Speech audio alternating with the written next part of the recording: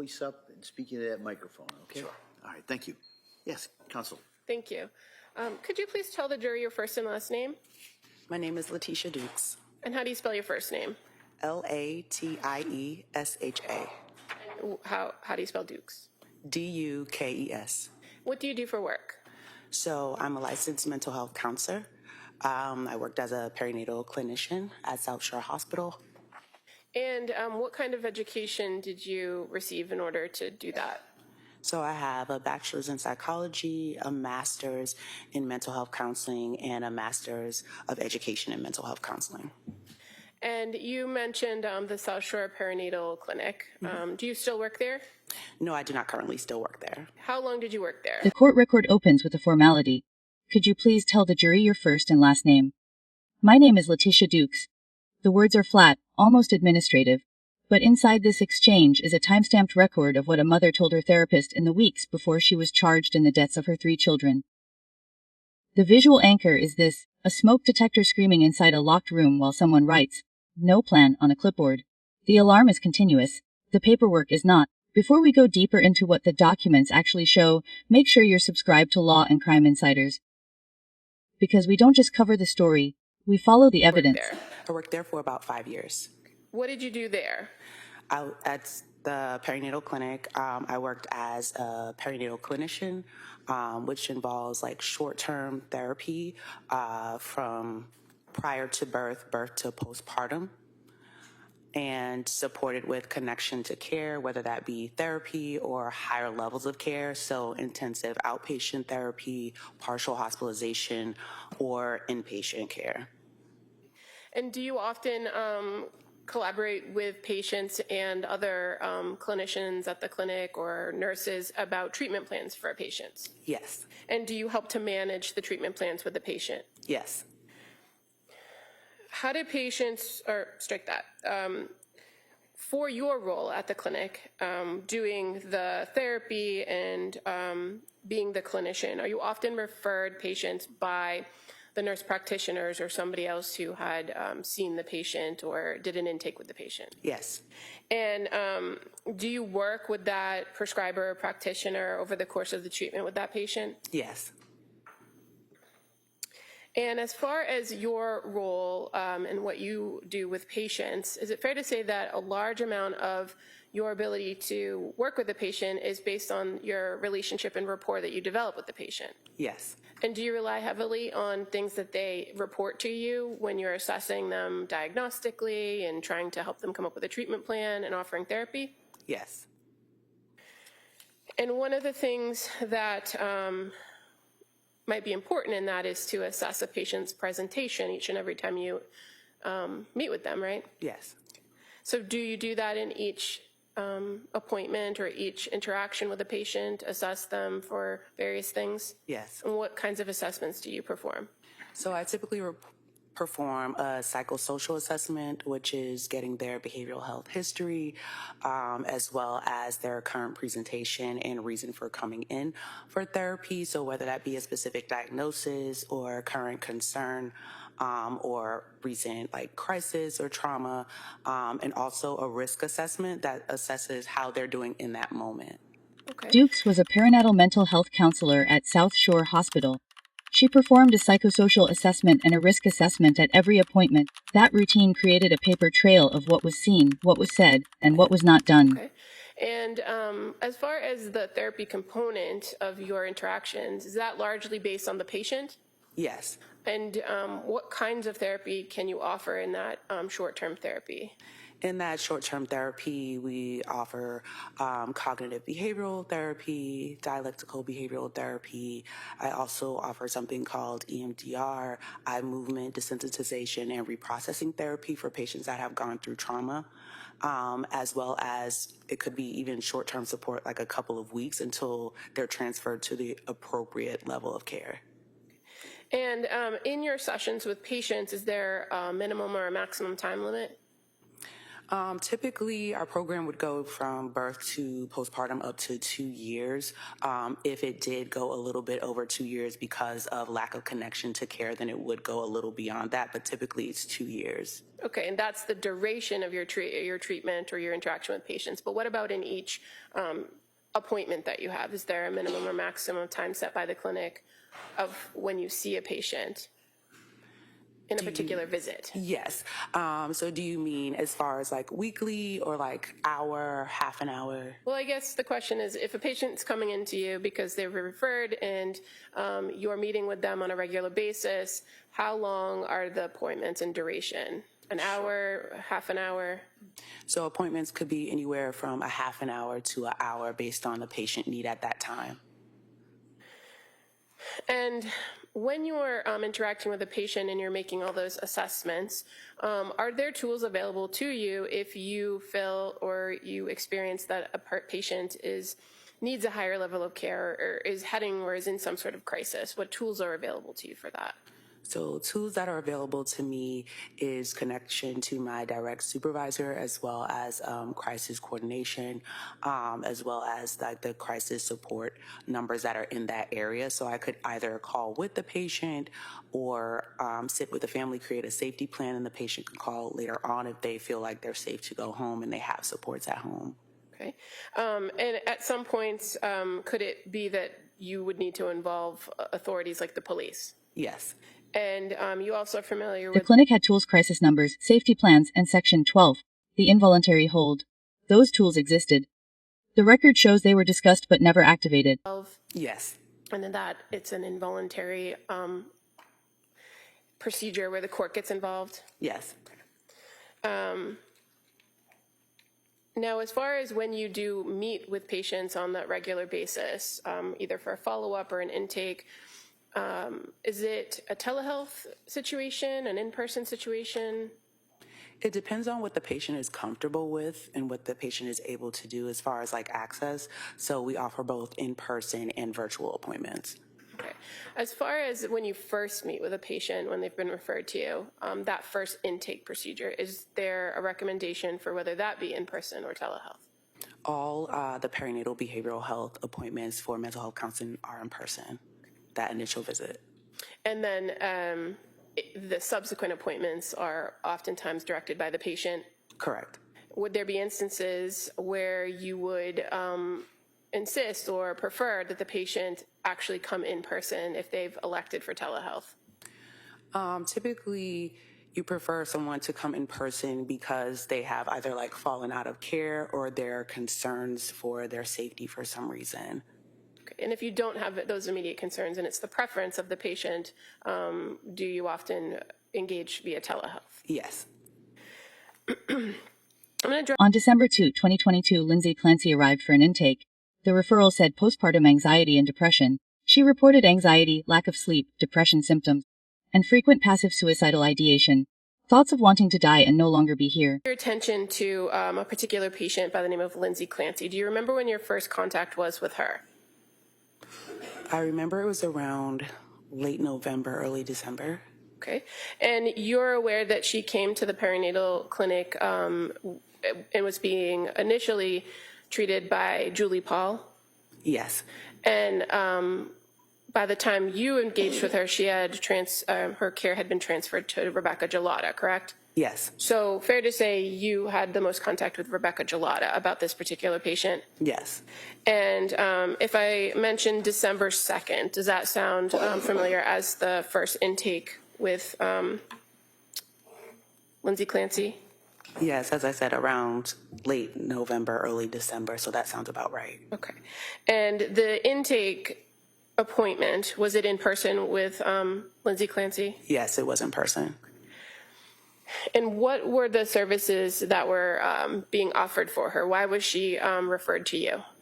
So she was referred to me for postpartum anxiety and depression symptoms. That's what she was referred for. Okay. And in this first intake, did you go through that psychosocial history with Lindsay Clancy? Yes. And did you have some previous information from an intake with with Julie Paul, or did you do it fresh on your own? Fresh on my own. Okay. And so again, this is information that the patient is reporting to you about their history. Yes. And so in this instance, you noted that the defendant told you, or Lindsay Clancy told you, that she had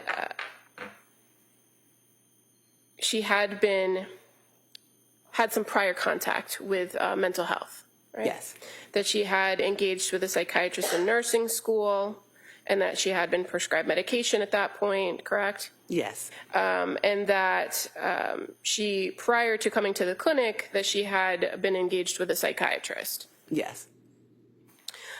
Did she identify what her concerns were, or what her presenting concerns were to you? Yes, she did. And what were the concerns? Her presenting concerns were anxiety, lack of sleep, depression symptoms, frequent passive suicidal ideation, thoughts of wanting to die and no longer be here. Her medications were managed by nurse practitioners. The counselor's focus was coping skills and community supports. The record begins to separate what was being prescribed from what was being said. And had she reported to you that she had been on a number of different medications? Yes. And you're aware that those medications were being managed by the nurse practitioners in the clinic? Yes. And as far as your role as a social worker, do you often kind of get into the weeds with patients about their medication? So I'm not a social worker. I'm a mental health counselor. I'm sorry. Yeah, no problem. But I typically have an overview of medications, but I don't particularly get into prescribing or how to take medications. Okay. And so what's the focus of your role in offering counseling services to women with postpartum anxiety and depression at the clinic? So my role would be to create a treatment plan to address the concerns, which would be like the anxiety and depression symptoms, and work on coping skills and building community supports around that. Or if she needed a referral to a higher level of care, I would do that. And do you come to your own conclusions as far as diagnosis goes based on your interaction with the patient? Yes. And in this first interaction with Ms. Clancy, you got her history. You also did some of those assessments, correct? Mm-hmm. And so as far as assessing her present condition, kind of how she presented to you, did you make observations of her mood? Here the clinical notes capture a contradiction. Clancy reported low mood and feeling numb, but Dukes observed normal mood, no tears, and a cheerful expression while discussing anxiety symptoms. Yes. And do you recall her mood being low, that she felt numb and unable to laugh? I apologize. If it's medical record, I don't have any objection, but I'd prefer not deleting. I have no problem if she reads from the record, though. All right. If you could just, there's objection, in fact, leading question sustained, but is there any, so there's no objection if this witness, if you want to look at your notes, I don't know if you have your notes with you. I do not. Do they have a copy? I think they should. I don't know if the parties have a copy that she could look at. I do. I could. Do you have a blank copy? Well, I mean, it has like a date on it. It doesn't have a lot of notes on it. It just has a name. I can approach page by page. All right, It's fine. sure, that's fine. So if you need or want to look at the rec, just let us know. We'll do that. Sure thing. Thank you. Just gonna show you that page. Sure. I can speak that with her. Sure, yeah. So, Ms. Dukes, on this particular visit on 12/2, what was her mood? So she reported having low mood and feeling numb. Okay. And so you said she reported. So in the note that you're reviewing, these particular questions or these observations that you noted, are they based on her reports to you about these areas? Yes, and as well as my observation of her. Okay. So did it appear that her mood was consistent with what she was reporting to you based on your observations? She appeared to have, if you can say, like normal mood. There was no like tears or sadness, or like there was no blunted interaction. She was able to make eye contact. Okay. On the mental status exam, thought content included worry about her infant and an addiction to Ativan. Asked about suicidal thoughts, Clancy described passive thoughts, not wanting to be here, but no plan. No plan. And kind of moving to what's identified in your record as mental status exam. Yes. What is a mental status exam? So a mental status exam is an exam that's assessing how the patient is appearing, what she is reporting, as well as any concerns about safety, which would be any suicidal ideation, homicidal ideation, as well as any intrusive thoughts or worry, any hallucinations or delusions. Okay. And so in this exam, is it a mixture of what the patient tells you and what you're observing? Correct. Okay. And if I can approach you with another page, page 53.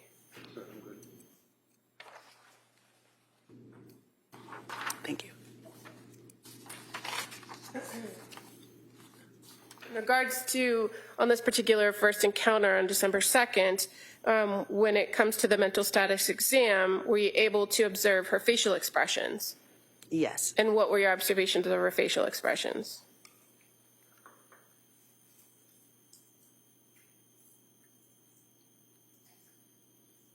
She was cheerful when discussing her anxiety symptoms. Okay. And did you also ask those questions about thought content? You just have to answer out loud. Yes. Okay. And so what did she say about thought content? So thought content, worry about her infant and that she had an addiction to Ativan. And you said you also, in this assessment, assessed suicidal thoughts, correct? Correct. And so did you ask her anything more about those passive thoughts that you indicated she reported? Yes, and what she reported as far as like passive thoughts were thoughts of not wanting to be here or no longer wanting to live, but no plan. And is that significant to you, the fact that she identified there was no plan? Yes. And why is it significant? Because if she identified that she in fact had a plan, then that would escalate me to see it as a crisis and request higher level of support at that time. Dukes assessed substance use and found no disorder. She noted that Clancy was using Ativan correctly to manage anxiety. The file was beginning to look stable on paper. As far as your observations of her thought process, were those within normal limits? Yes. And her intellectual functioning, were those within normal limits? Yes. Did she report to you any past attempts to harm herself or others? No.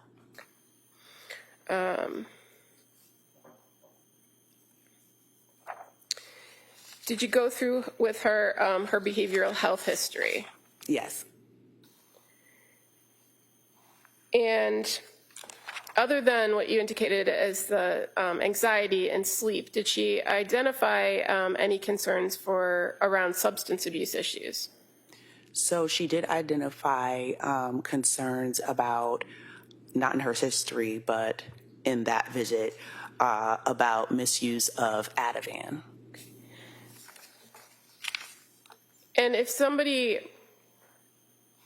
expresses concern about that substance use, do you have a tool available to you to assess whether they have substance use issues? Yes, so there is an assessment within the initial intake appointment that has a specific section to further assess substance use disorder. Okay. And did you identify whether she presented with any substance use disorder issues? I did assess that she did not present with any substance use disorder issues. And as far as her expressed concern to you, fair to say it was focused on the one particular medication, the medication Ativan, correct? Yes. And why did you not find that to be an issue based on your assessment? Based on my assessment and how she stated she was supposed to be using it, it was used correctly to remedy the anxiety symptoms. The diagnosis was postpartum anxiety. The recommendation was weekly therapy, continued medication, and outpatient support. Nothing in that hour triggered a higher level of care.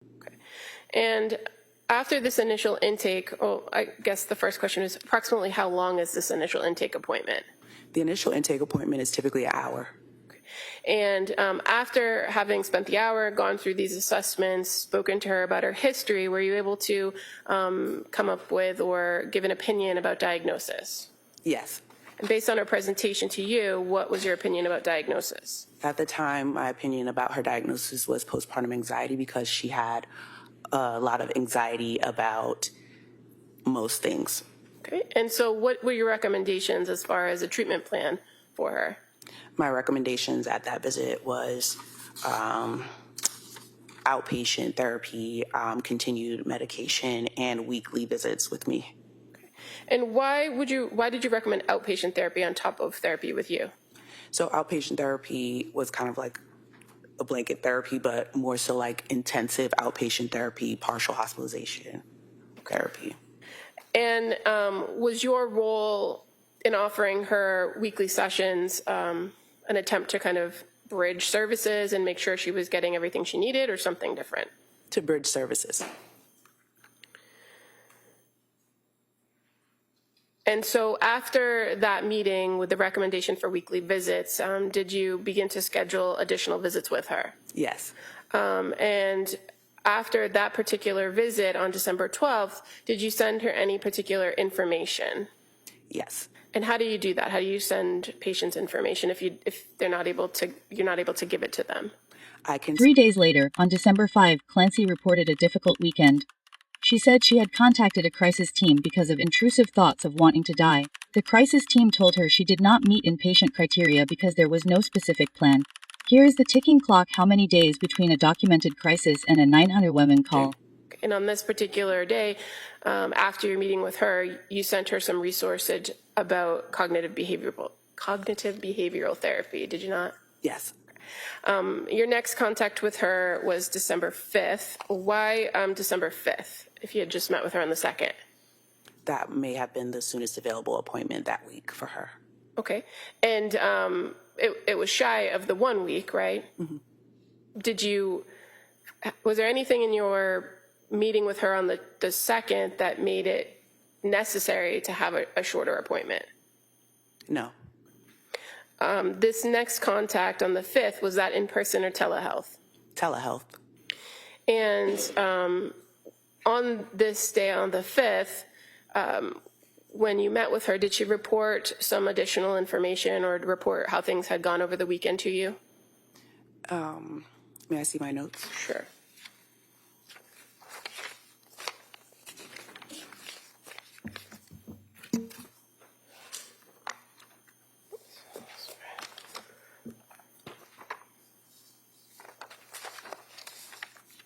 If it's okay, I'm just going to give her all the pages from that note. That's fine. Thank you. Yep. Thank you. Okay. I'm just reviewing the note. Sure. Take your time.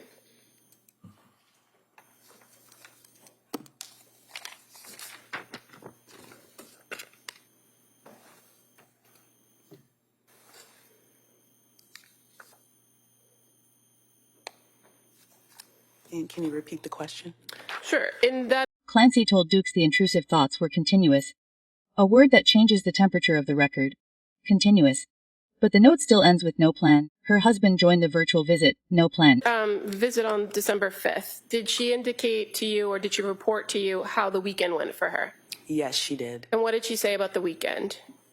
She reported that over the weekend she had a difficult weekend, having intrusive thoughts about wanting to die, and that she had contacted Aspire Crisis Support.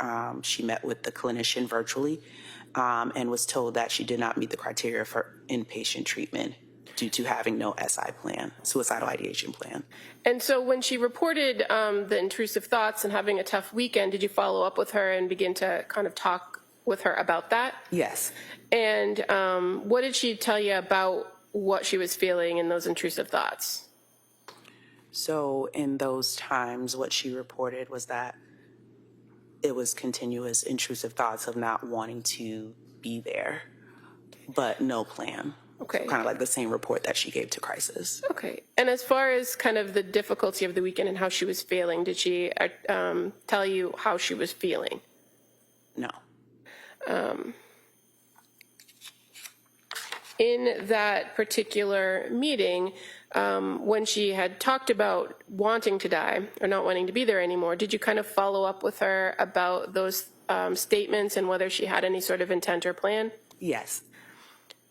And did you ask her additional information and complete that full mental status exam Yes. on that meeting?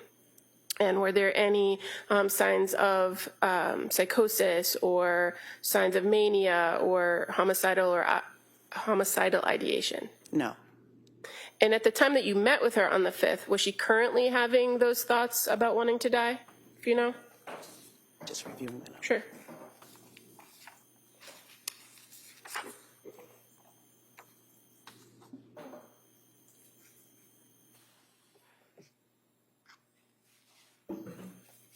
In that visit, she had no suicidal ideation. And on this particular visit on the 5th via telehealth, did somebody else participate in the visit as well?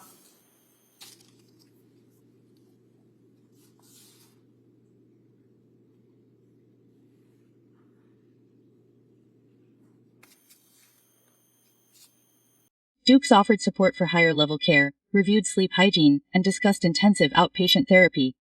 Clancy did not decline services. She was interested in the information. I could direct you to page 45. 45? Yeah. Okay.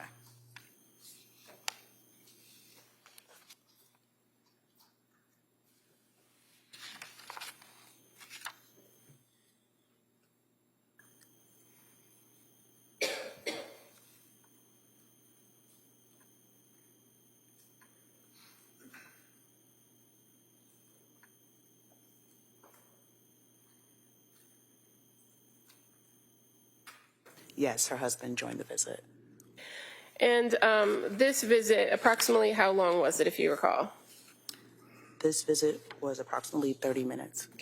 And fair to say, focus of the visit was to kind of deal with that bad weekend and calling Yes. the crisis center. Yes. So what did you offer her as far as recommendations or assessments or assistance during this meeting?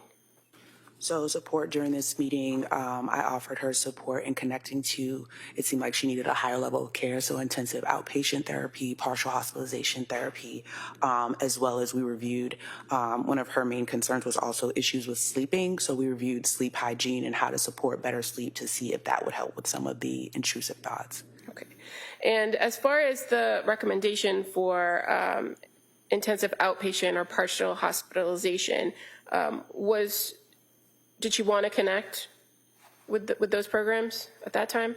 At that time, she didn't decline services, but she was interested in the information. Okay. Clancy asked for psychological testing, an outside opinion on diagnosis and medication. Dukes observed her presentation as within normal limits. Nothing appeared anxious or different. Okay. And so did you agree to send her some information? At that time, I did not agree to send her information.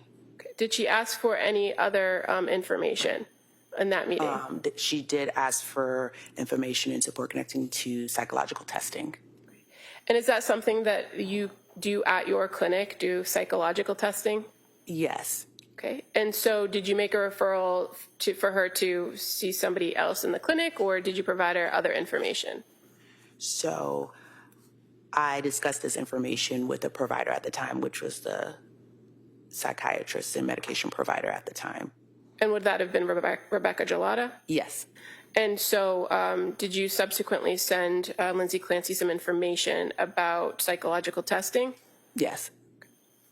But there was no recommendation for it to be done at the clinic? No. Do you know why? At the time, it sounded like she wanted extra support or like outside opinion as far as like diagnosis and medication. Okay.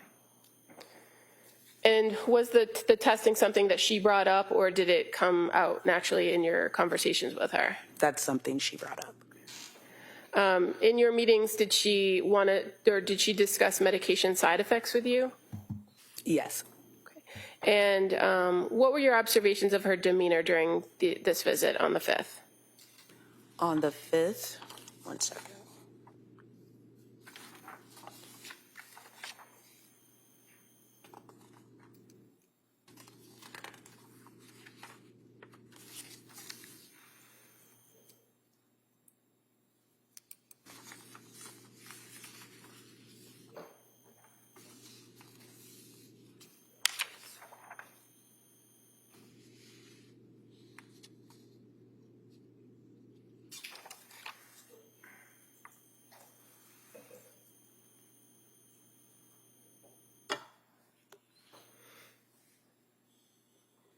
Across 4 meetings, Dukes saw no signs of mania, delusions, paranoia, or psychosis. The risk assessment kept returning to passive thoughts, no plan, and a calm presentation. Her presentation overall was within normal limits. She didn't appear like anxious or different than any other visit I had with her. And this is kind of your second meeting with her, right? Yes. And how many meetings did you have overall with her during the time she's at the clinic, if you know? 4. 4. So, but you had spent an hour with her on that intake where there's a lot of information exchange, right? Yes. So was there anything different about how she presented, how she spoke to you or answered questions during this follow-up on the 5th? No. And as far as the conversations about the bad weekend and calling crisis, did you have any concern that she was in crisis? No.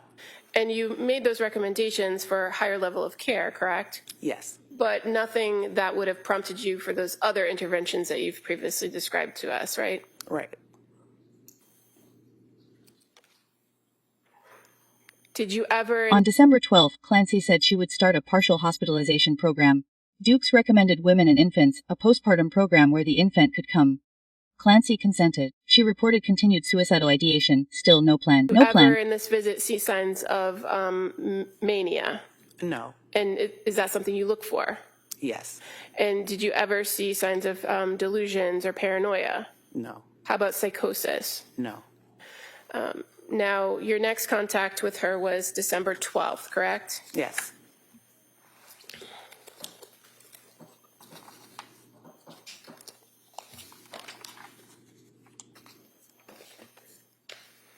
And was that in person or telehealth, if you recall? Telehealth. And on the 12th, did you have further conversation with her about your previous recommendations about partial hospitalization programs? May I review? Yep.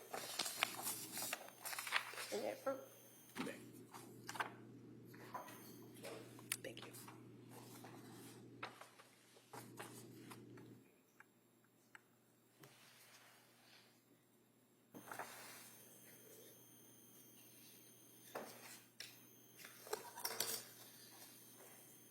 Yes, we did have further conversation about recommendations. Okay. And did she indicate to you that she would be starting a program soon? Yes, she indicated that she would be starting a partial hospitalization program in Norwell on December 20th, 2022. Did she provide you any details about that program? Do you know? No, just that she would be starting a program in Norwell. Was that, had you referred her to any programs in Norwell? No. And in this meeting with her, did you continue to talk about her need for higher level of care? Yes. And did you make recommendations on a different program? Look.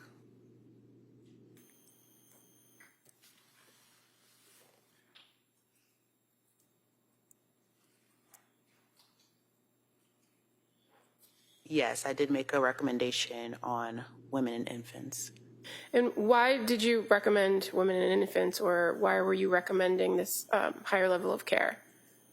I was recommending this higher level of care because of continued passive suicidal ideation, even with crisis intervention, as well as women and infants was more so for postpartum women, and the infant would be able to come to the program with her.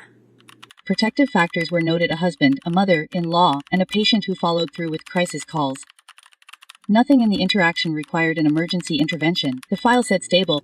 And so the program at Women and Infants is something that you're familiar with working through your clinic, correct? Yes. And you often make referrals over there? Yes. Do you require the patient's consent to make a referral? Yes. Did Lindsay Clancy consent to the referral at that time?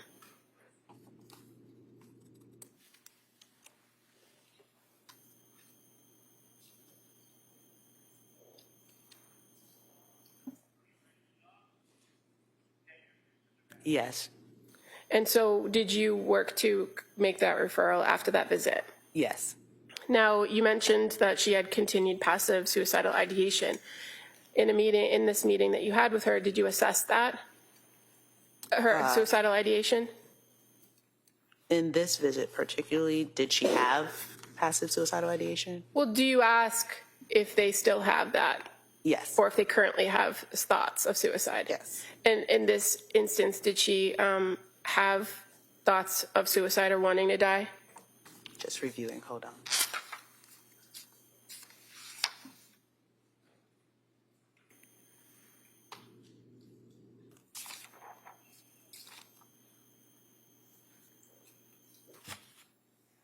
So yes, she reported like continued suicidal ideation at Okay. the time.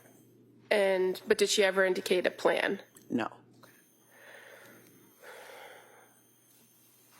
Having met with her on the 12th, did she ever articulate to you that she had made any attempts?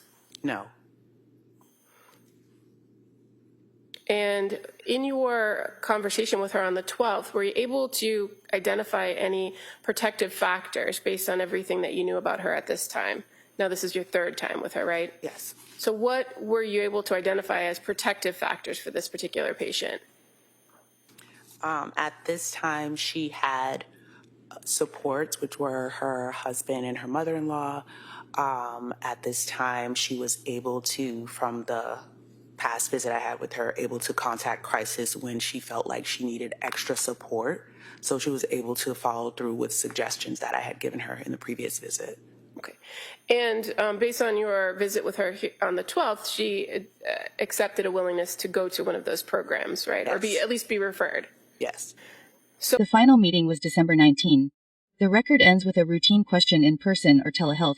After that, the paper trail stops. The full transcript is public court record. Read the Duke's testimony and ask yourself one direct question. What would you have done after December 12? If the thoughts were continuous and the answer was always no plan, at what point does the paperwork become the warning? Like, share, subscribe, and turn on notifications for Law and Crime Insiders.